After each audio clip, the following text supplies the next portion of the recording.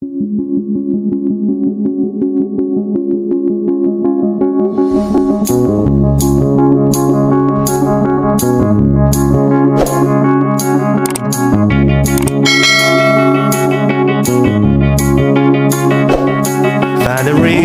mga bro, mga sis, mga ka-livestock, welcome po kayo sa channel natin mga ka-livestock at Chard TV Livestock Farming.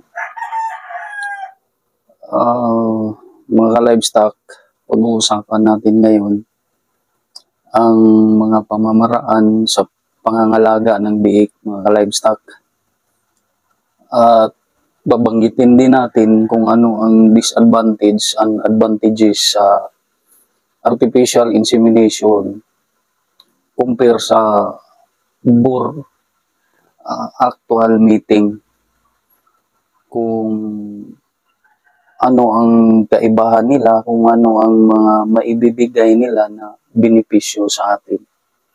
Mga ka-livestock, bago ako magpatuloy, shout out muna sa number 1 fan ko mga ka-livestock na si Dingding.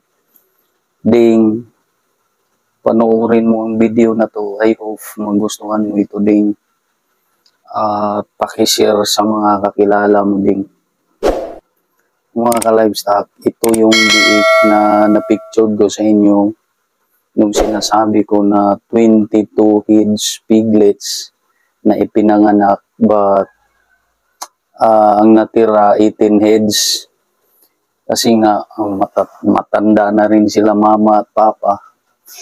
Sa ganong dami ba naman kaya mo bang abantayan yon ng gusto? Kaya nadaganan yung iba, kaya nasawi. At ngayon yung last na picture ko ito, 18 heads yung buhay. Last night daw, ika 20 days na daganan na naman yung isa. Hindi nabantayan nila mama at papa dahil antok na daw sila.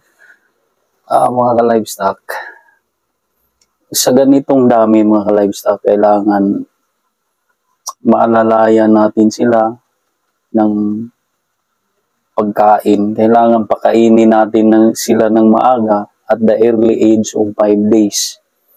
Yun nga, pakainin natin sila ng mga masasarap na pagkain ng punong-puno sa protina mga livestock. Yung mamahalin na mga pagkain. Kagaya ng immunobooster ng Pigrulac. Tsaka maghalo tayo ng purple milk. Kasi gatas yun mga livestock na kumbaga pinuproseso na din yung katulad ng gatas ng ina. Kaya yung lasa parang ano lang din, gatas ng ina. Ayun, may strategy sila ditong ginagawa. Ginagawa nilang, hinahati nila kung magpadidi. So, 18, hinati nila sa siyam. Tapos pagkalipas daw ng isang oras, yung isang siyam na naman. Para makadidi talaga lahat. At sa awa ng Diyos, ito, 17 heads sila. Mga livestock, pag-usapan natin yung kung bakit marami ito. Parang sobra na talaga. Dapat 10, hindi bababa sa 10 lang. 10 pataas, 12, 14, ayos na yun. Magaganda na yung biik ng kawan. Pero ito, kung mapapansin nyo, wala silang bansot. Pantay-pantay lang yung laki nila. Pero, hindi masyadong kalakihan dahil sa loob. Sa sobrang dami, hindi yan nakapag-expand ng maayos. Kumbaga, napipigilan yung paglaki nila sa loob pa lang. Kaya, ayan, hindi katulad sa ibang inahin na nanganganak lang ng 10 pababa. Mga malalaki talaga kasi yung growth nila sa ilalim hindi pigil kasi konti lang. So, hindi naman ito inaasahan na ganito kadami. Pero sa mga lahi talaga nito, baboy na to, galing to sa akin ng mama na ito, yung ganun talaga yung average nila na ipanganak. Hindi yung prosperity ng mama nito na nandito pa sa akin, panglabing isang anakan na 12 yung prosperity, tapos paakyat ng paakyat, hindi na bumaba ng 12. Kaya sa lahi talaga mga livestock genetics. At saka, pag-usapan din natin kung bakit marami. Yun nga, sa genetics ng baboy mo, mag-anak siya ng marami. Tapos, kailangan bore contact talaga mga livestock pag during the time of breeding. Kasi nga, ang bore, lalo na pag hindi masyadong use yung bore, talagang active na active yung semen ng bore, makukonsumit talaga yung mating nila during the time of breeding. Unlike sa artificial insemination mga livestock, napansin ko, pag kukunan ng semen yung bore, hatiin yun nila mga livestock sa lalagyan ba ng expander. So, dadami, parang malabnaw na kasi isang kuhaan, kaya daw ng siyam na inahin yung ibibigay kasi basta yun ang sabi nila, kaya hanggang siyam na inahin. So, sa mga nagbibinta ng semen for artificial insemination, malaki talaga yung kita nila mga livestock. Kaya biruin mo, ibinta ng 1,000, 1,200. O isang kuhaan lang, tigwa 1,200 sa siyam na inahin. So, 9K na.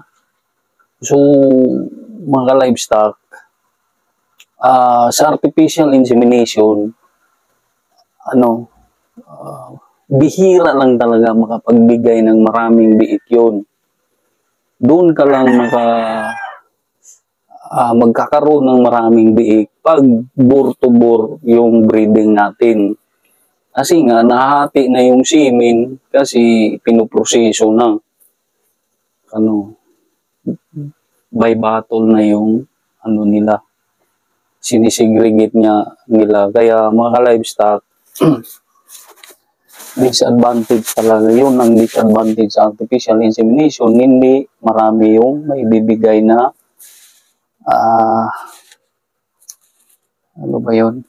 yung biik. Kaya kung may inahin kayo 5 up, mas mainam mag-alaga kayo ng bore. Kasi pag nagkaedad na yung bore, mas lalong nagiging active yung semen nila, mas marami talaga yung may bibigay na biik. So, hindi tayo lugi sa sa breeding natin, sa pag-aalaga natin ng inahin. Kaya, yun ang advantage at disadvantage mga livestock.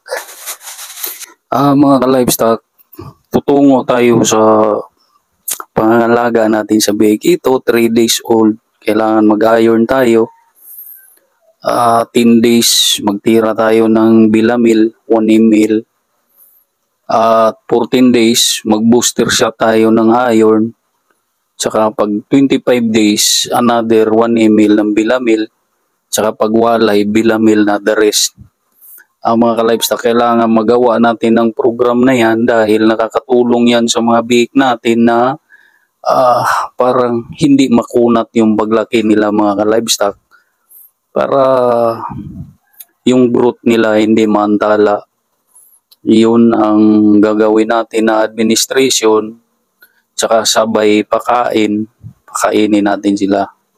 Itong mga livestock medyo nagkasakit, parang nadaganan din, tiniturukan na yan namin kanina, tinutulungan ko sila mama para masave natin yung life nito. Ito mga livestock sa program na ganito, pag ganito kadami yung ianak lagi ng inahin natin mga livestock, talagang malaki talaga yung kikitain natin dito dahil mahal ang biik ngayon sa 10 pa lang 30K. So may excess na, so magkano na mga ka-livestock. So malaking tulong na din. Kailangan lang mag-effort talaga tayo dito in 1 month na alagaan natin sila ng maayos. Kahit na yung mga biik natin hindi ganun kalakihan sa standard na pagwalay na weight, pero hindi pa rin naantala ang growth niyan dahil hindi makunat yung katawan nila dahil sa program natin na hindi tayo nagkulang sa nutrition saka sa vitamina ng biik. Kaya yun lang ang gagawin natin mga ka-livestock sa pangangalaga ng biik. At saka yun po pala, pag-castrate ng biik, kailangan at 10 days old, kailangan doon i-castrate kasi pag masyado pang bata mga ka-livestock, parang may disadvantage din. Parang hindi pa well develop yung basta may mga organ na hindi pa na-develop ng gusto tapos kinakastrate na, so parang hindrance din yun sa growth development nila. So kailangan 10 days i-castrate na yun. Saka sa pagputol ng umbilical cord mga ka-livestock, hindi na kami nagputol kasi matutuyo lang yan mga ka-livestock. Hindi ko ito nabanggit sa mga nakaraan kong video. Pinapabayaan ko lang yun mga ka-livestock kasi kusang natutuyo yun. Lalo na pag mag-away-away yun sa araw ng kapanganakan nila, parang matutuyo kaagad. So, yung mga mahaba, i-trim lang natin ng i-trim para hindi nila maapakan sa kanilang paa. So, yun mga ka-livestock, effective yun. Compare sa tatalian natin ng basta parang may pangtali tsaka putulin. Prone sa infection yun kasi masyado pang press yung umbilical cord. Parang pigil yung yung flow ng doon sa dugo. Tsaka yung oxygen, parang napipigilan, may disadvantage, minsan namamaga. Pero pag pinapabayaan lang yun mga ka-livestock, kusang matutuyo yun, kusang matatanggal din yun. 3 days old, wala na, tanggal na yun. Yun ang practice namin mga ka-livestock, hindi na namin pinuputulan ng pusod.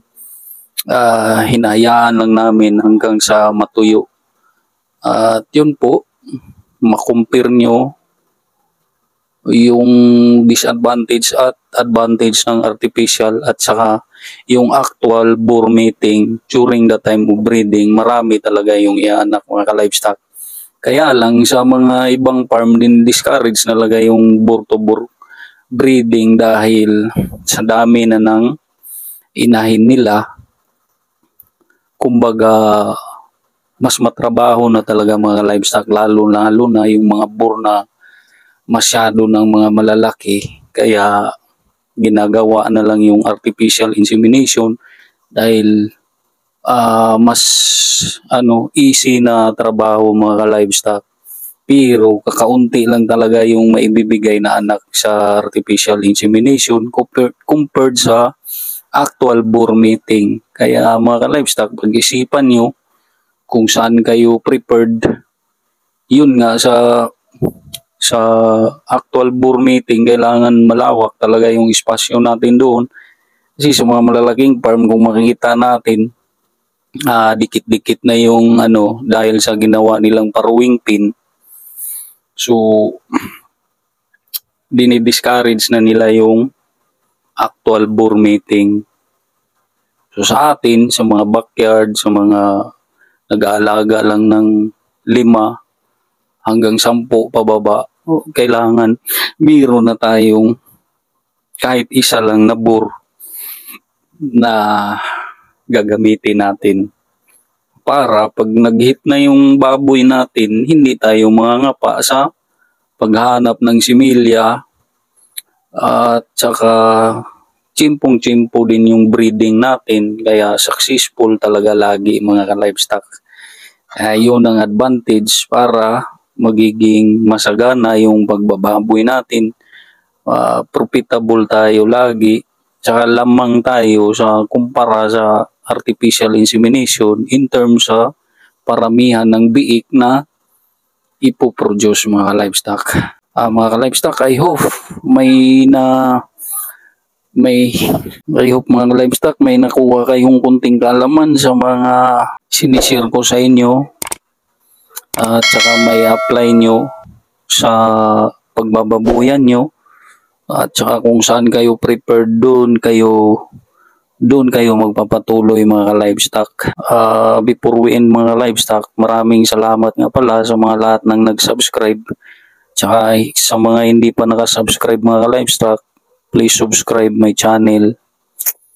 At shoutout nga pala sa number 1 fan ko mga livestock na si Dingding. Please share this video ding to all your friends.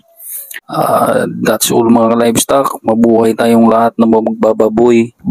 To God with the glory mga livestock. That's all and good day.